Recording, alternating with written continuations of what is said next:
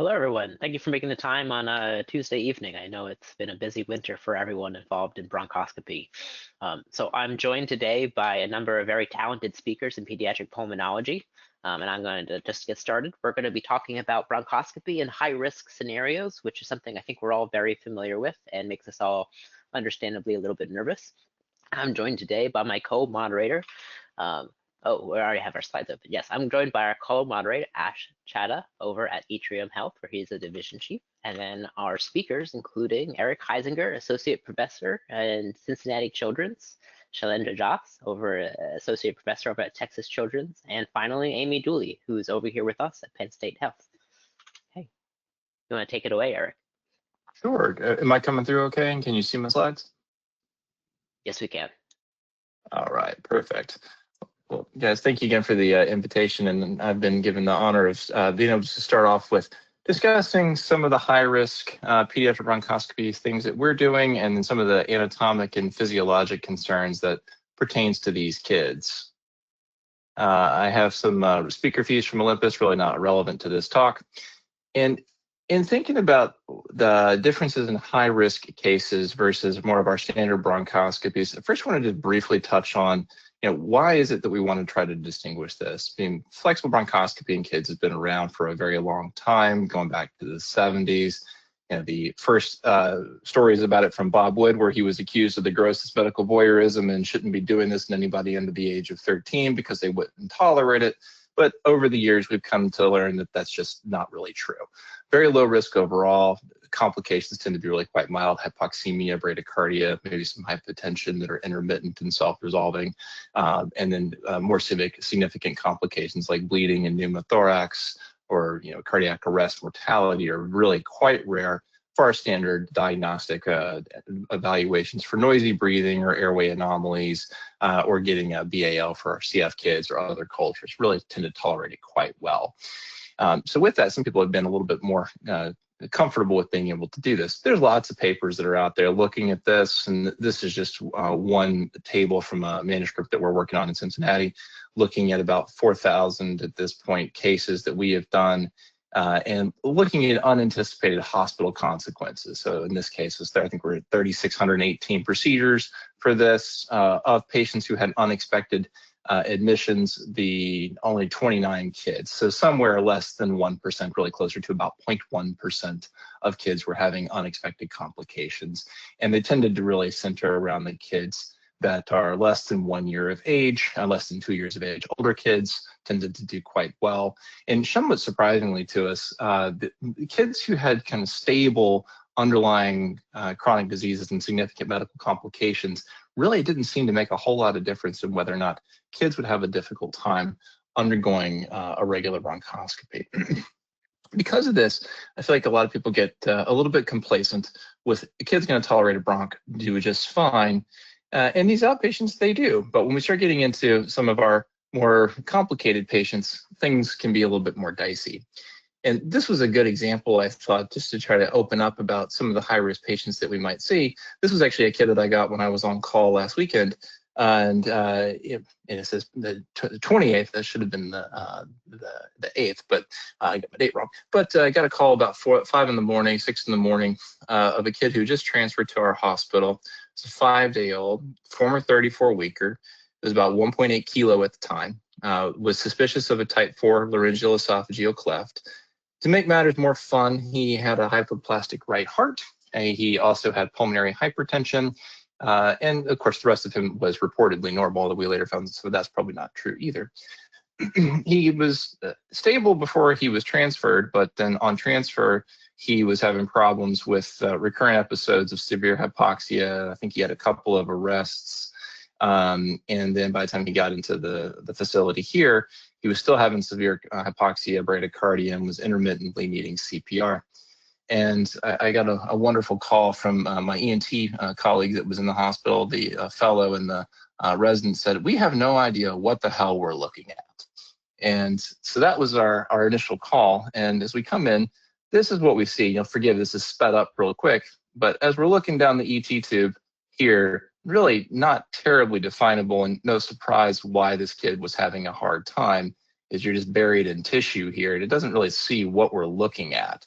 We start trying to back things up here in a moment. We'll start being able to see, hey, there's an airway there, but which one? Still not entirely clear.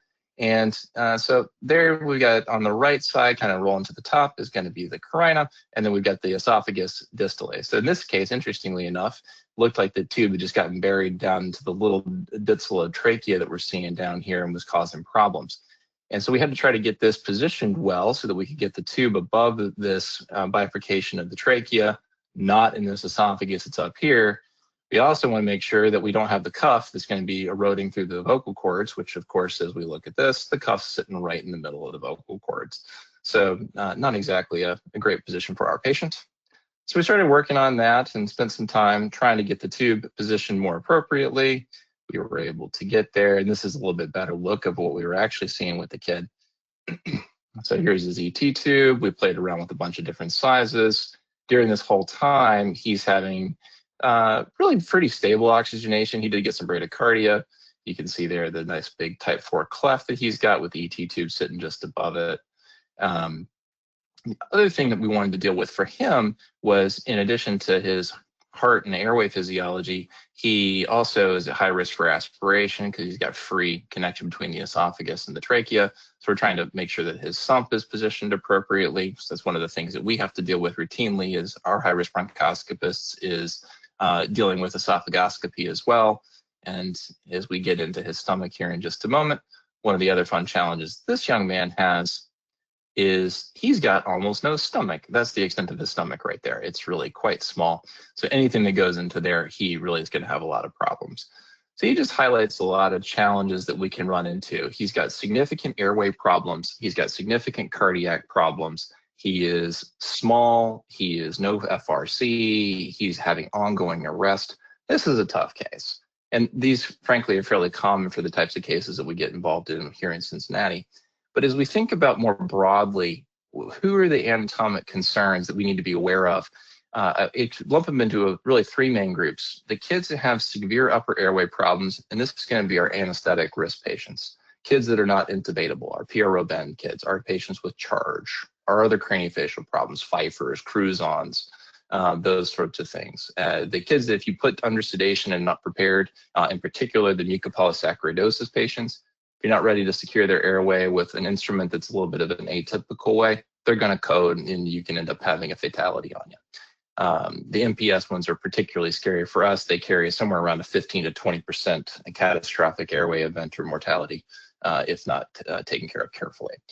We get a lot of kids with very abnormal lower airway anomalies. Complete tracheal rings, type 4 clefts are fairly common for us. We end up with a lot of airway traumas, ruptured trachea, TE fistulas, either congenital or acquired. Some airway tumors and mediastinal tumors find their way to us. And then also a lot of post-surgical patients, either slide tracheoplasties, tracheopexies, aortopexies, innominate artery pexies, a little bit of involvement with some of the laryngotracheoplasties, and also sometimes in the cath lab when they're putting up stents in inconvenient locations that could compress either the trachea or the left main bronchus is probably the one that seems to be most common. So we get involved in these cases quite a lot because of the potential of both instability of the patient and also the long-term sequela, especially in the surgery patients. Other cases where we'll get involved are kids that are going to have high-risk physiology, not just the high-risk anatomy. So patients that are on really high vent supports, patients that are in ARDS with high PEEPs or high FiO2s, are one of our higher risk populations tends to be our premature lung disease population, kids that are very small, less than a couple of kilo, that often are also on very massive vent support, and if you even have a bowel movement for them, they can code on you. Our cardiac patients are some of the ones that I'm also most concerned about, particularly those kids with pulmonary hypertension. Kids that can be in shock can also be a little bit dicey, especially when we have to add more sedation to them. And the congenital heart kids, particularly the hypoplasts, are often very inconsiderate when we try to bronch them. Like the type 4 cleft kid, we end up with a lot of kids with high aspiration risk, particularly from airway anomalies or esophageal dysmotilities. We also have a very large surgical population that just doesn't have an esophagus that functions appropriately after surgery. And then kids that are going to be at high risk from bleeding for a variety of reasons. These kids are going to be prone to physiologic changes just like any of our other patients, but they may be more magnified just because of the inherent instability. And thinking and reviewing the physiologic changes of a bronchoscopy, a couple that I'm going to highlight I think are particularly relevant in young kids. Airway obstruction is going to be a major problem. This is going to increase airway resistance. It can reduce tidal volume in a pressure mode. If you're in a volume mode, you're going to get increased PIP. You can also get a significant increase in auto PEEP. If you're doing bronch through an airway, if you're using a large scope in an adult, you probably got a lot of space around the ET tube. But in a kid, oftentimes we're working with a 3.5 ET tube and a 3 millimeter scope, 3.1 millimeter scope. You're occluding somewhere in the neighborhood of 80% of the airway. So if we're looking at how much auto PEEP we can generate, we're going to be somewhere in the neighborhood of 15 to 20 centimeters of water. We're often working up in this realm of the curve here. So it's a potential risk for these kids, and especially the ones that have cardiac dysfunction. Our kids often have low FRCs because of the nature of their chest wall compliance. Sedation is going to make that even worse. As we obstruct their airway, we make that worse. Suctioning and clearing secretions, especially in our kids with chronic trachs and lots of mucus, that's going to create more problems with de-recruitment. And then also some of the kids that may be necessary to leave them with low sedation, either because we're trying to secure the upper airway or trying to look at lower airway dynamics, puts all these kids at high risk for problems with hypercapnia and hypoxemia. In addition to the breathing problems, cardiac issues become relevant, especially because cardiac kids tend to be a pretty high risk population in general to do bronchs with. We can get problems with bradycardia, especially if we tickle the carina, or if we're doing this in young kids. Definitely we'll get hypertension issues.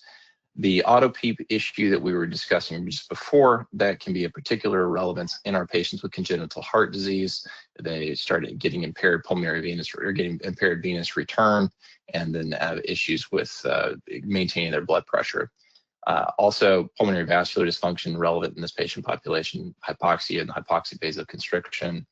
A lot of our kids who have problems with their RV, if their CO2 starts going up, we'll notice on their arterial lines that their blood pressure will start going down, and this can create a real problem for being able to pump from the right side. It's even compounded worse because kids just generally have higher oxygen use than do an adult patient. So lots of reasons that these kids are going to have problems.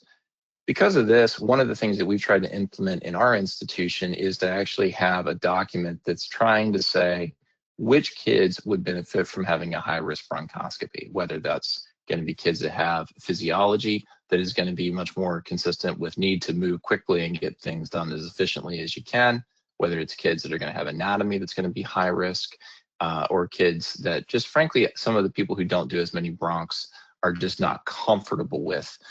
We try to have this as a guideline for folks to be able to reference and say, hey, this is a kid that would benefit from having one of the docs who really focuses on bronchoscopy to perform this procedure. And as we've implemented this, and my gosh, it's been almost a decade now, really very little of the high-risk cases are going outside of the high-risk bronchoscopist, which I think has been a relief both for the bronchoscopists who don't do a lot of bronchoscopy in high-risk cases, and also frankly been very favorably received by the ICU teams where a lot of these kids are coming from. And with that, I'm going to close and start passing off, but bronchs are generally well tolerated in kids. Kids are a lot more prone to the physiologic changes of bronchs than a lot of adults may be, just because of the nature of their chest wall and the lungs, how they function. High-risk patients can be considered those who are going to have weird anatomy, either on the airway or the cardiac side, and they just won't have a baseline physiology that's going to tolerate it. We like having the guideline for who and what is a high-risk bronchoscopist and a high-risk bronchoscopy so that we can refer that for our patients.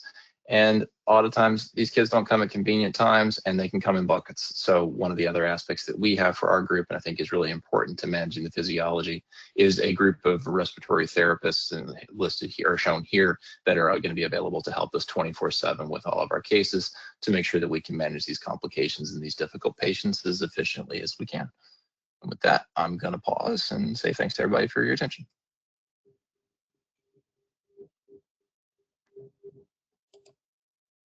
Thanks, Erik. That was great. I think it's a great transition to Dr. Doss, who will be covering the setup in the ICU setting and kind of what we can do to mitigate some of those risks as you're evaluating a patient going into a procedure.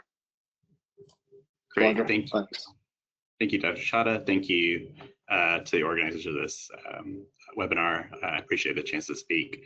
So as Dr. Chadha said, I'll be talking about flexible bronchoscopy in the ICU. Some of my messages obviously overlap Dr. Hysinger's as well, but it's good to reiterate these things. And we all have different strategies in our setups at our different hospitals. Our hospital is very similar to where Dr. Hysinger works, in the sense that we're a large tertiary care hospital in an academic setting in a major metropolis. I'm going to talk about the why, what, where, and who, and I think that's very important in this. What's important in high-risk settings. So starting with what current respiratory support, why the procedure needs to be done, and usually when we're being called to the ICU, it's soon, so same day, within a couple hours, that kind of process. Where the procedure can and should be performed, so in the ICU, in the OR, and kind of what determines what for us, or what we think about. What tools need to be in the room, especially in the ICU setting, and who else needs to be in the room in the ICU setting as well. Similar, I have no relevant conflicts of interest or disclosures for this. As Dr. Hysinger mentioned, the risk and complication profile is very low for flexible bronchoscopy in general. However, there is an increased risk, obviously, with ICU patients, and the complication risk that's been reported is about 13%, mainly manageable or easily manageable conditions like hypoxemia and hypotension that are managed during the procedure and then recover after, as I'll show you in a future slide. The why. What do we do in the ICU? Why are we being consulted for a bronchoscopy? Majority of patients, usually it's to remove mucopurulent secretions seen on abnormal imaging in the form of atelectasis. In addition, patients that have difficulty weaning off the vent or fail extubation were called for, either to evaluate the anatomy and also relieve secretions as well.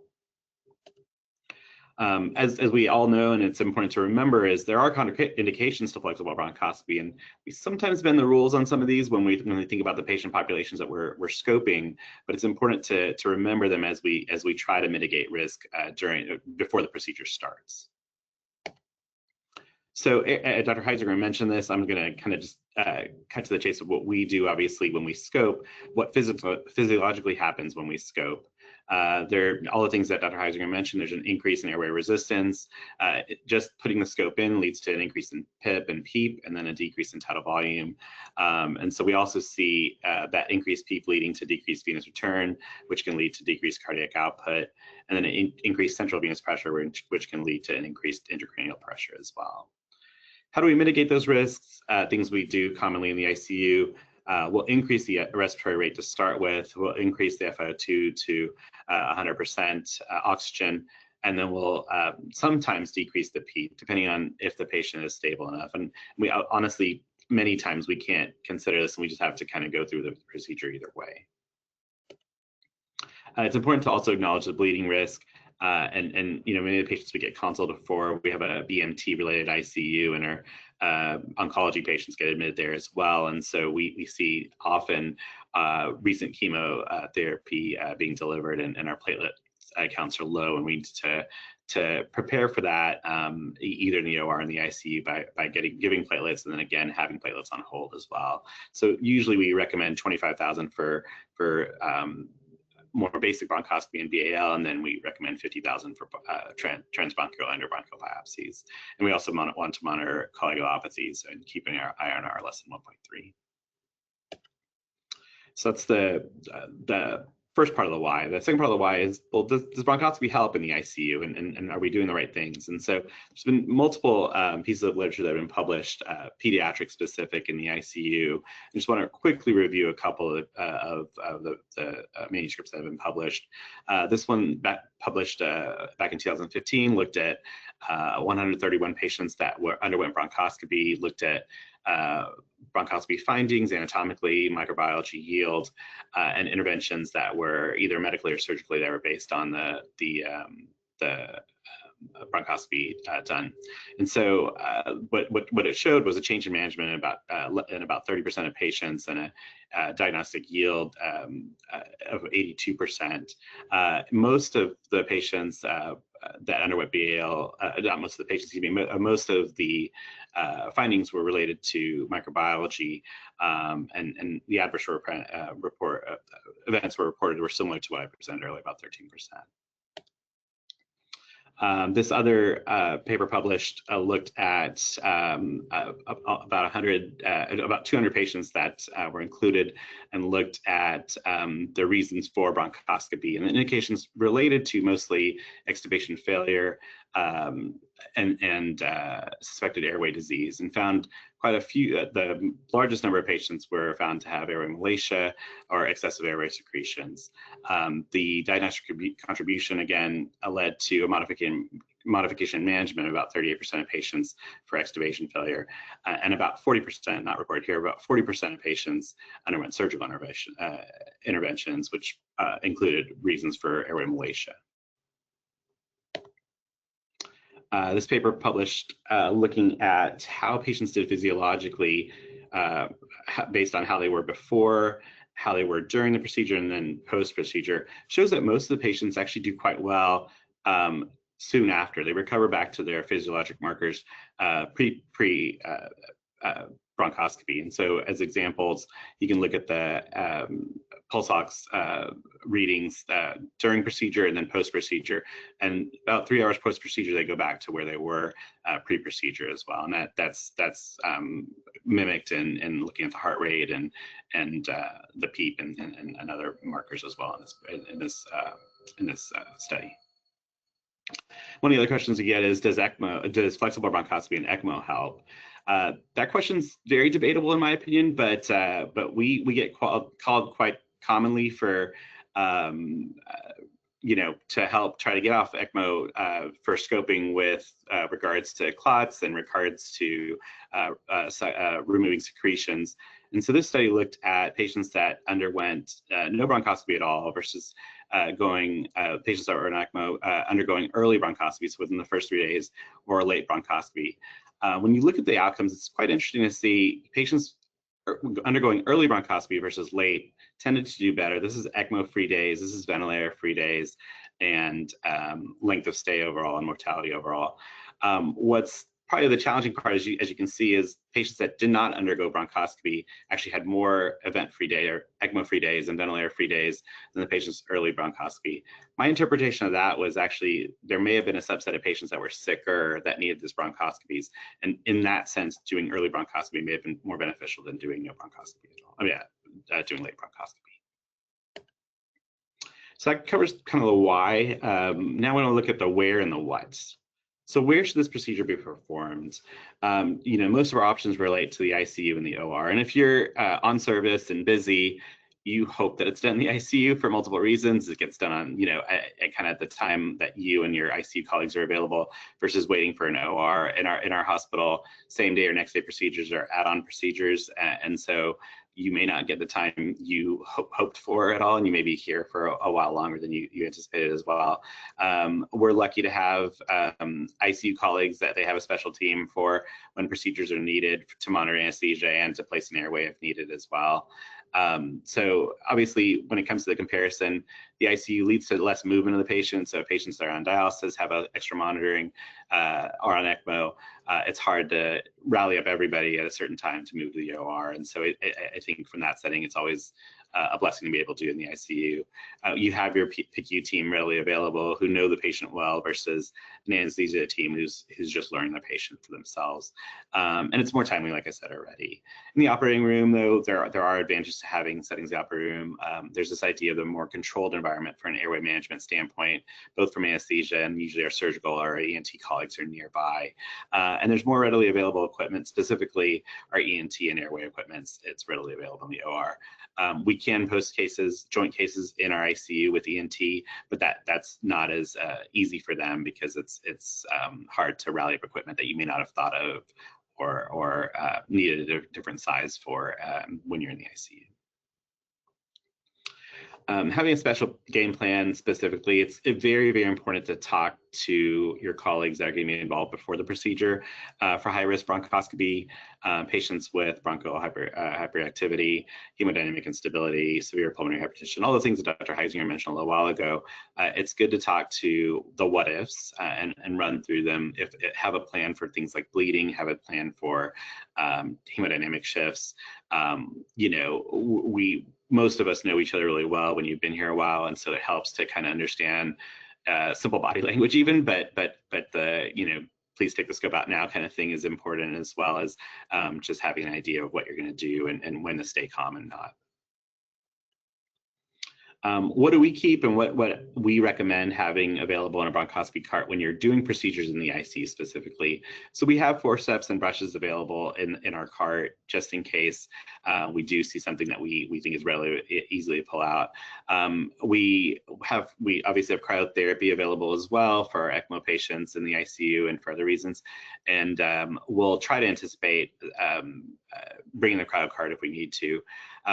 For those that are not familiar with Texas Children's, where we hold our bronchoscopy equipment in our procedure suite is about, it feels like half a mile, honestly, but it's 2 buildings down from our ICU. And our ICU tower is 8 floors of ICUs. And so we try to get all our equipment available right away before we start, because it takes about 10 minutes when we realize something we need later on. Having multiple adapters available, obviously having the simple stuff, lubricant for the scope, and scope valves for installation and suction. You never know when something may break, and you don't have to go those 10 minutes with a very high risk patient, obviously. The thing I want to highlight is consider multiple scopes, and some of us that use certain branded scopes are the small scopes that we have sometimes short out, or we lose the image quality right when we enter the airway, and obviously that's not ideal, but it's also dangerous for a patient who is high risk and has hemodynamic instability. And so what I tend to do now is for this 2.8 scope, I bring the tower in scope, and then I also have a disposable scope that's unopened available right away, just in case I need that. What else needs to be there? Simple stuff that maybe needs to be unsaid, but saline medications, and this is where it's important to have kind of your mucolytics available, just in case, knowing that you may need to use them, and hemostasis medications available. So anytime I do an ECMO bronch where I'm anticipating clot, I know that if I remove clot with the cryo machine as an example, then I have to be worried about bleeding. And so I will always ask for cold saline to be available, transit acid to be available. In worst case scenarios, I'll have a Fogarty balloon available as well, just to try to tamp out bleeding. You can always wedge your scope as well if need be. And other medications that you need to consider asking for prior to the procedure for control of bleeding. So mostly we use tranexamic acid, but just in case we can anticipate large amounts of bleeding for different reasons, we'll have other things available as well. And then you can never totally anticipate a foreign body, but when we think about cast and thrombi, we do ask for all the things I mentioned earlier, but a forceps basket, Fogarty balloon for removal of a foreign body as well, and then multiple probes for the cryo machine as well. Multiple endotracheal tubes. So it's rare, but it does happen where you get a foreign object that's caught in the ET tube, and you need to let your team anticipate that right away. And I mean, obviously we have crash carts available in our ICU areas, but it's good to tell your ICU team that, just be ready just in case. And then this is where the OR sometimes helps, but having an anesthesia and ENT backup plan as well. And just to kind of mention things for anesthesia, we always question what's our best level of anesthesia, and the choice of anesthesia is dependent on the level of comfort, obviously the ability to tolerate for the procedure, the ability to tolerate from the staffing as well, and then coupled with the information that needs to be obtained. If you're looking at airway dynamics, obviously that's going to be an important thought, and it's important to talk to your anesthesiologist or ICU team before to see if they feel comfortable in that level of anesthesia for this patient. Remember in adults, and this is not important, but remember in adults that this procedure is often done with local anesthetic, but for patients in the ICU, obviously we are looking at high vent settings, and the level of anesthesia is very important. We do use midazolam, fentanyl, and ketamine for our procedures. We can use propofol in the ICU as well, obviously, as in the OR. If we want, and stuff I already talked about, the ICU obviously is a little different. The real question becomes, do we need to use neuromuscular blockade? And that's a question that comes quite often to us. And again, this relates to stability of the patient. We would prefer patients not to be moving, obviously, when we're scoping, especially in the ICU, but sometimes we do need to look at dynamics, and that's important. So the who, I think, is very important, and this is when I did this talk for our ICU here at Texas Children's. We acknowledge there's an ideal world, right, where you have your bronchoscopists, usually are for our fellow, and then we have our attending available. We have the ICU nursing and ICU staff, so that can be, for us, it can be a fellow, attending, or APP that's running the sedation and monitoring the hemodynamics.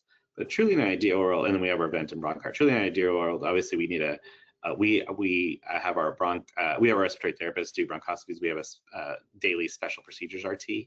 But it'd be nice to have someone helping from an ICU standpoint in case the patient is unstable, to be able to monitor and be able to help if a code happens as well in that patient.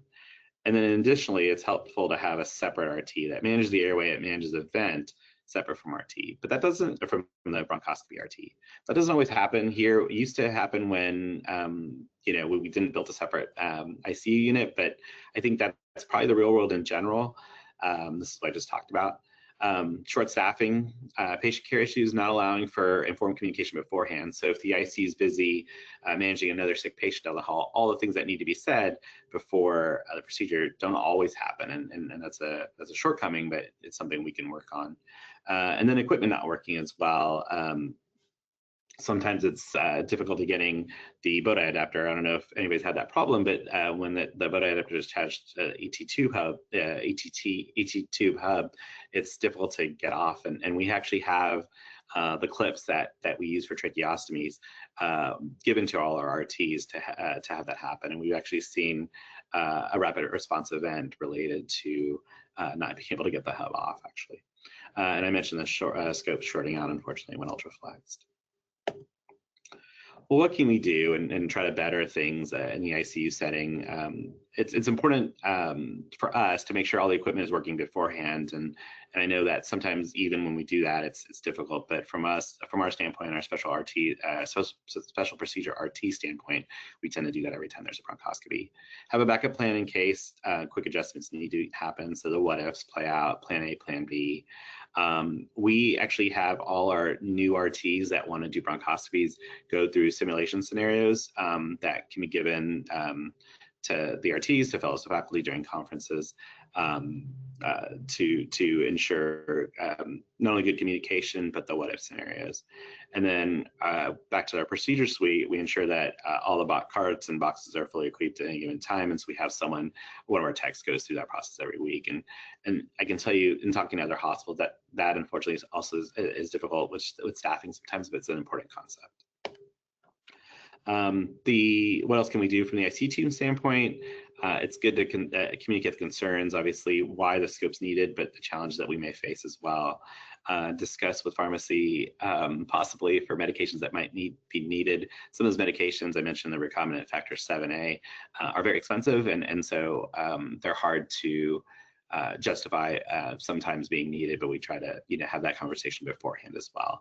And then obviously, as Dr. Hysinger mentioned, acknowledges patients are at the highest risk. We at Texas Children's don't have a checklist like Dr. Hysinger does, so I did snapshot a photo while he was talking just to say what we could bring to our institution as well. And I think with that, yeah, I will provide my email address at the end of this as well. Thank you. Thanks, Shailendra. I appreciate it. A great question came up in the chat, and really just talked about the need for dosing in pediatric patients, and in particular how we think about our BAL volumes, but also how we dose some of our other interventions. And I think it does bring to mind that pre-procedural planning and communication with the size of ET tube, size of scope, percent of occlusion that you may occur, like Dr. Hysinger presented, can be really helpful. In terms of BAL, about 1 cc per kg as the typical kind of rule of thumb for most places. But when you think about doing multiple area BAL, or if you have a BMT patient where you're trying to get a certain volume of specimen to send out for multiple expanded panels and labs for different things, you may have to be a little bit more aggressive. But thinking that through and determining the clinical scenario for the patient can be really helpful. other concepts or any other comments from the panel on kind of, pre-planning for patients based on their size and the safety of medication and volume? I think that's a great point when it comes to volume. We talk about this when we're doing, again, what the reason for the bronchoscopy is for. If you need a BAL on an immunocompromised patient, as an example, you usually need a large volume, and so we aim at that 1 cc per kilo. But if you need just simple things, sometimes it's easy just to do a bronchial wash and do a few cc's in a larger airway and put a suction trap on and get mucus trapping into and look for bacterial cultures. In addition, the other kind of medications that we use, there are small pieces of published literature talking about how much epinephrine when it comes to the concentration. Some say 1 to 20,000, some say 1 to 100,000. And then the TXA, we use 100 milligrams per mil concentration. We use 3 cc's, and I think that's been kind of presented in different pieces of literature as well. Lidocaine would be another one that I think, especially in young babies, is particularly concerning for us. So we'll often be doing procedures combined with other surgical procedures and want to be very cautious to avoid getting into arrhythmias, especially if you're doing a bronch in a 2 or 3 kilo baby. You put half a cc at 2% lidocaine on the cords for a local anesthetic, you've taken up the majority of what they're going to be able to get for at least for a while. So lidocaine dosing is something that is, I think, really important for our group. And we also actually have all of our lidocaine come pre-drawn up and pre-packaged and pre-volume so that we avoid going over. But that's a great point, Dr. Hysinger. When we do combined procedures with ENT as an example, we do a lidocaine as part of our timeout. So we talk about the max dose we can give and what that means for each of us giving it either at the vocal folds or the carina. Yeah, great question there. Yeah, I love the title of this one, Talk to Me Goose. So Dr. Dooley, take us home. Awesome. All right. Thank you, everyone. So I'm going to try to tie this all together. So I'm Amy Dooley. I'm one of the pediatric pulmonologists at the Penn State Health Golisano Children's Hospital. A little bit different from Cincinnati Children's and Texas Children's. So we are a smaller academic hospital. We're a free-leaning children's hospital, which is one of the reasons I get to work with great and wonderful Dr. Shore, who's invited me to participate in this. And we're going to talk a little bit about putting this all together. So again, going through our learning objectives, I'm really going to talk about building your team for your high-risk roadshows, and also about how do we facilitate communication among all the team members prior to the procedure to help improve outcomes, hopefully tying some of it together a little bit later with a few cases as well. From a disclosure perspective, I have no financial disclosures. However, I am from New Jersey, and sometimes I speak quickly. I apologize. So when we're talking about coordinating with other services, it's really important to think about who you're talking to. You always want to know your audience when you're trying to make your argument on what we can do and bring to our patients. So when you're coordinating with critical care medicine, you're often going to be at the bedside for many reasons, either in the pediatric intensive care unit, the neonatal intensive care unit, and trying to communicate with them about expectations, things that you might need, things that you might be able to offer these patients. When you're talking about coordinating with otolaryngology, a lot of times these procedures are more planned and are often, as my colleagues before me have said, these tend to be in the OR just because a lot of our ENT and airway stuff happens to be in the OR. So being able to pre-plan these can allow for earlier communication and really good planning. Cardiothoracic surgery is another group that we all tend to work with pretty closely. And, are we working on these kiddos preoperatively prior to their cardiac repair? Are we on standby for other concerns? Are we, following up after a procedure? And just communicating with them, again, knowing the anatomy you're dealing with, because all of these kids, based on what they've had, have something different going on. So really knowing what you're getting yourself into prior to the procedure. And then anesthesia. So I think this is one of the bigger groups that we all coordinate with on a regular basis. What airway do you want to use? Are you going to go open airway? Are you going to use an LMA? Are you going to use an ET tube? And really just having a communication of expectations. Yes, they're going to lose their end tidal, and it's going to be okay. Just working them through what we're expecting and what we think we're getting. And then the one thing I didn't include on here is coordinating with your other teammates. So here at Penn State, we don't have pulmonary fellows, which can make things a little bit more challenging. Our RTs are also not typically familiar with helping us with bronchoscopy. So sometimes it's having an APP that you trust who can be your other set of hands, and really communicating with them what you need, so that they sort of become your fellow, your second set of hands. So I think all of this pre-planning and pre-coordination and building your team can look a lot of different ways depending on where you are.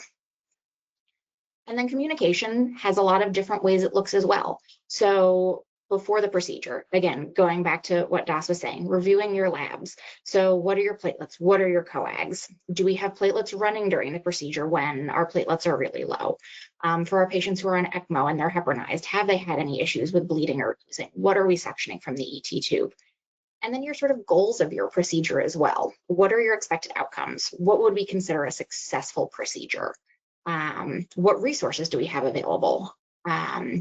From the expected procedure side of things, are we just going for a lavage? How aggressive are we trying to be to get some of these outcomes? Do we think we're going to use cryo for a particularly stubborn mucus plug? And then again, the potential for the unexpected, like we were talking about before. What medications do we have available? What's stocked in the Pyxis? Are there different things that we have readily available that we can just grab and go? I know a lot of my ICU colleagues have gotten to know me pretty well, and we'll just have a line of vials set up as we're getting ready to roll. And if we use some stuff, great. And if we don't, they just restock it back in the Pyxis. During the procedure, dialoguing about stability. So who's got the monitor? Who's monitoring the airway? Who's monitoring the vital signs? Especially when you're bedside in the ICU, it can be a little hectic because you've got the nurses, you've got who's monitoring sedation, you've hopefully got an RT, you've got your staff. So again, it can get a little busy in the room, and knowing who's taking responsibility for what can be really helpful. Thinking out loud can also be really helpful. I know it's something that I always had challenges with and I'm getting a little bit better with, but sometimes it's okay, when do we keep going? What deviations are we comfortable with? How hypoxemic are we comfortable getting? When do we stop? When is good enough? And I think some of these are not straightforward answers, and I think some of them look different for different cases. And then after the procedure, what should we expect? What is the rate of improvement we're looking at? Are we looking for this immediate, we remove a mucus plug, we pop off ECMO and we get extubated? Are we, looking at a little bit of tincture of time? When do we go back in? When do we consider that, we should be better by now, but we aren't, maybe it's time to take another look. So again, I think the longitudinal approach, especially for these high-risk cases, can be really helpful in helping us get to our end goals for our patients. So that's a little bit about communication, but I thought coming up with a couple different clinical scenarios that we've seen can really help walk through some of the importance of communication and coordinating with your different groups. So this was a kiddo who was a 16-year-old with status asthmaticus who presented in cardiac arrest, who was status post resumption of spontaneous circulation, who was cannulated onto ECMO. This was 3 days into his admission, and this was his morning surveillance chest radiograph. So where do you do this procedure? So clearly this is a giant change. Often when we're talking about ECMO, we're talking about road shows. It's just harder to gather all of your things and move the patient when you're dealing with ECMO and vents and everything that comes with it. What kind of equipment do you have? So again, talking about your scope options, this is a bigger kid, so we were able to use a bigger scope with a larger suction channel, and we definitely had cryo on hand as backup in the event that this was just a really tenacious mucus plug that we had a hard time removing. And then what's our backup option if we don't get improvement? So luckily with this kiddo, the plug came out pretty easily. But again, knowing who we had on hand as backup in terms of, would ENT be helpful? What equipment? We had the cryo available, different meds we could try that we could lavage in to try to loosen these things up. Really just started to help us try to get through this situation. So 2 days after the bronchoscopy, he really continued with significant ventilation difficulties when he was turning left side up. And this really limited some of his potential for decannulation. So this led to the conversation of, do we repeat? Looking at this chest radiograph, it doesn't look terrible. There's a little bit of change, but definitely a marked improvement from the one prior. And what's our endpoint with, going down again and doing another bronchoscopy? Sometimes, the enemy of good is better. But I think in this case, with being a few days out, the radiograph looking much improved, the decision was made, okay, let's go back down. We were able to remove some more mucus plugs. And then 2 days following that, he was able to be decannulated from ECMO. A few days later, he was able to be extubated. So again, the conversation of when do we go back? What are we looking for? When's our goal?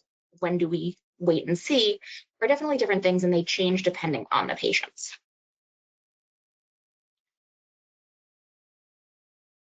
This situation is in an obviously much smaller child. So when we deal with neonates, again, it can be a little bit challenging depending on where we do the procedure, who's comfortable with the procedure as well. So this was a term neonate with pulmonary hypertension, pulmonary hemorrhage, and DIC in the setting of presumed sepsis secondary to maternal choreo, who was cannulated on day of life 0 onto VA ECMO.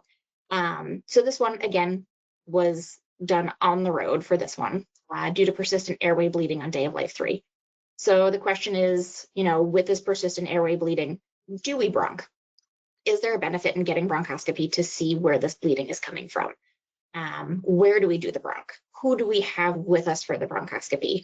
What do we need for the bronchoscopy? So this is all really helpful in planning for the procedure. So again, this one initially started out as a bedside bronch, which identified the airway bleeding as shown. What treatments do we do? This initial one was just with some topical epi to help control the bleeding, was started on TXA nebs for 8 days and continued on ECMO. Fortunately, she was decannulated from ECMO 2 days later, did okay, finished her TXA nebs, and a few days later had a rebleed. So then it turns into a different conversation of, okay, we bled again. Do we bronch again? Where do we bronch? Who do we bronch? What do we need to have available to us? And I think there was, a change in level of concern based on the fact that, okay, at this point we'd been decannulated from ECMO. Now what do we do? So it was able to liberalize our roadshow a little bit, but still ended up being a different road that we took because this was done in the CT surgery operating room, which doesn't always have all of our airway things. It has a lot of the cardiac things. So given the fact that she'd been decannulated from ECMO and there was a concern for, a large lesion that could cause issues, we had cardiac bypass on standby and a very large pre-procedure meeting leading up to this case, up to, CT surgery discussing what our options were in the event she needed more support. So bypass was on standby. We were in the CT surgery OR. We worked with NICU to try to keep her stable up until the procedure. We worked with our ENT colleagues, given the concern that, was some of this post-intubation trauma, was some of this, an erosive lesion that was causing the bleeding issues that we were rubbing up against with the ET tube. And then again, with our pulmonary and interventional colleagues, evaluating those distal airways since we had seen the bleeding initially through the ET tube. Do we intervene on the bleeding with a blocker or some topical treatments? So really these large planning procedures can be really helpful with these high-risk cases when you're on, your different quests with these kids. Luckily, she had a great outcome. There was no additional bleeding, but if there was, we definitely had all the right people in the room and all the things available to intervene in the ways we needed to. And then, a few different cases going back to anatomical considerations. So this was a young lady with gangliosidosis who had a massive tracheostomy leak with repositioning. Concern for, was there a lesion where she was having some tracheomegaly and we weren't ventilating appropriately? When she would angle different ways, she would also obstruct. So was there a shelf? Was there a web? She unfortunately has very massive glossoptosis. So the concern was, would we even be able to intubate her from above just with her anatomy? So this was a really great collaboration with our colleagues in otolaryngology and anesthesia. So this was an ICU patient that we actually ended up bringing to the OR just to have all of the equipment at our fingertips. And she was a young lady that we were able to use an angulated glide scope on, and we bronchoscopically intubated her from above, which helped stabilize her and, let us get a better idea of her airway anatomy prior to trying to replace her tracheostomy tube. So again, I think some of the question is, where do we do the procedures? Who do we want to have on hand with us? And, what do we do if that doesn't go to plan? And then having those backup plans, and then, you know, if backup A, B, and C don't work, you know, what's the next step? And I think that really speaks to the importance of communicating and coordinating with your teams, and really having those goals of conversations beforehand.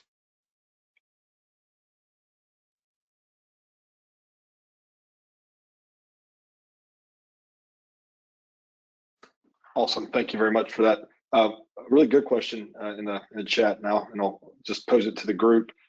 So when do you think, as you're doing your pre-procedural planning and look through your risk assessments, when do you get nervous and want to make sure you have an ECMO plan or strategy as a backup?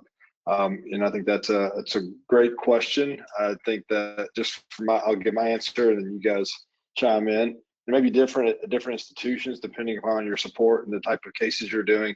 But I think our cardiac kids that are already kind of marginally kind of making it through our CV-ICU course, they may already be considering ECMO in those circumstances. And then anatomic cases where we really worry that we may lose a viable airway during the procedure and have some issues. But I'll pose that up to the group.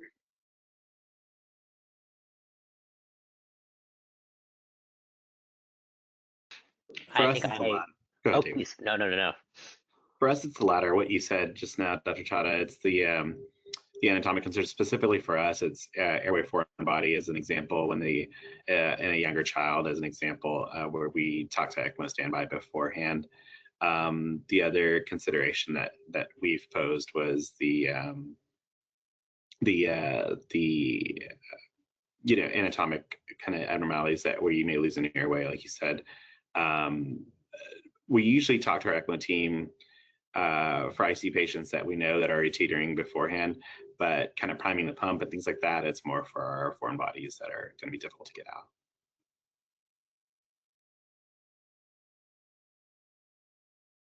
So let me pose this follow-up question.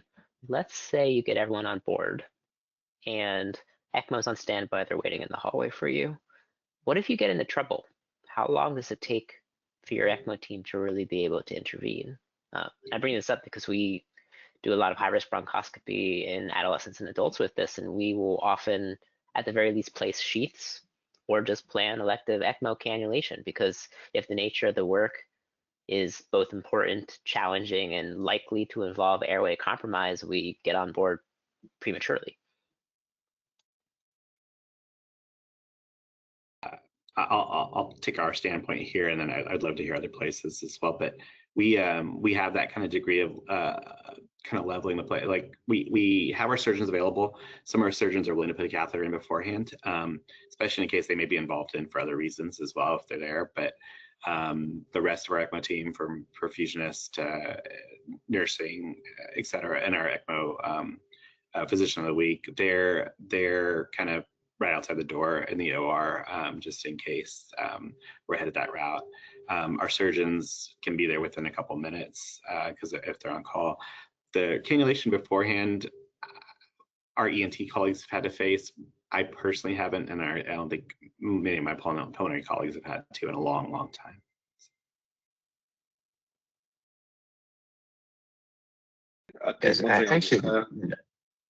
Go ahead, Erik. I actually have not had a kid that we have empirically put onto ECMO for bronch. We've had ECMO on standby, like truly pump primed and ready to go for a kid with a very large anterior mediastinal mass that was going to sleep. I think that was the only time I've ever had one that was on standby. We've had a discussion about it for a diffuse stenosis kid who had an FEV1 of 10. And that was actually, she tolerated it beautifully, but that was one of the other rare cases. Never had one done preemptively.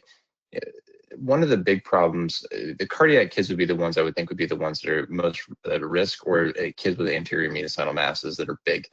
But so often it's going to be airway. And if you can secure the airway, then you're not frankly, you're going to have rare situations that should need it. So that rather than having ECMO standby, the thing that I'm more blessed with is I've got ENT on standby. They can do a slash trach in about 30 to 60 seconds if we can't get an upper airway, if we're really, really in the muck. And that, to me, frankly, has been the more useful backup, is having another way to get a surgical airway in the event that something is really not going well.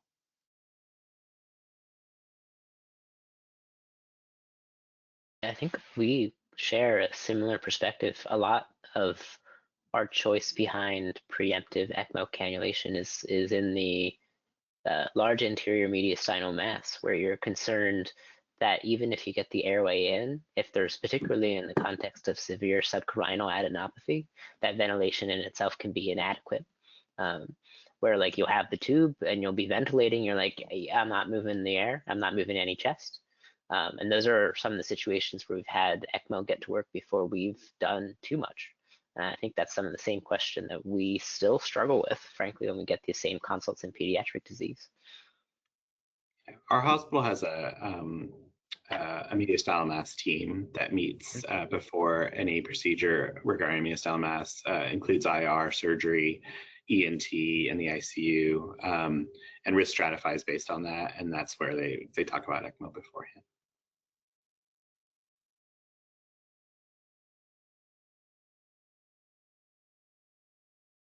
I'm curious. Bring us home. Well, the final question I had was how safe do you feel, for example, a number of us are performing EBUS on these patients with cryo. Yeah.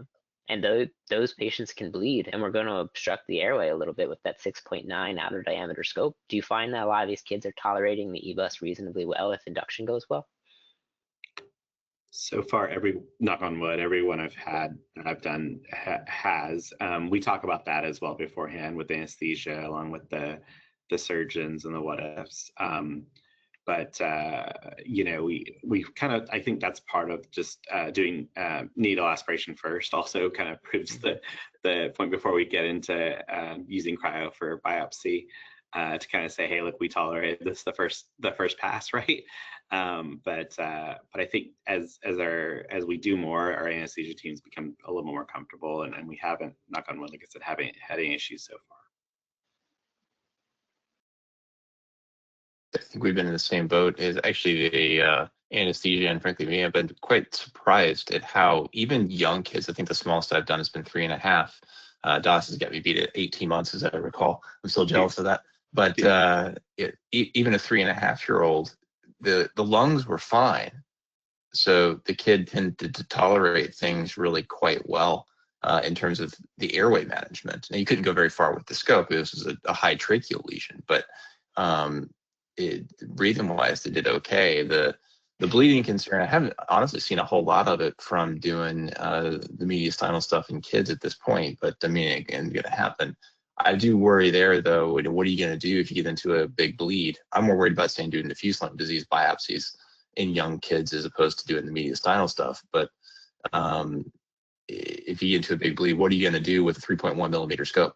That's a whole nother ball of wax. I'm actually very excited about some of the tools that are coming out. You know, there's now a 5.0 therapeutic scope that's available. You can probably, if you had to, you could get down a 2-year-old. And so having access to some more bigger tools or bigger working channels with smaller tools, I think is particularly useful for being able to manage some of the complications. Yeah, we talked about high risk bronchoscopies. We didn't talk as much about advanced when it comes to things like biopsies, like you guys are mentioning.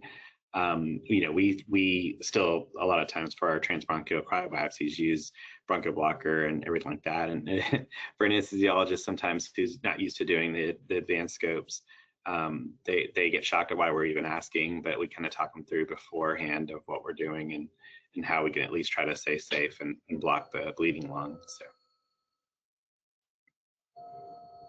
Looks like we're teeing up the next webinar, next topics that we can attack. So,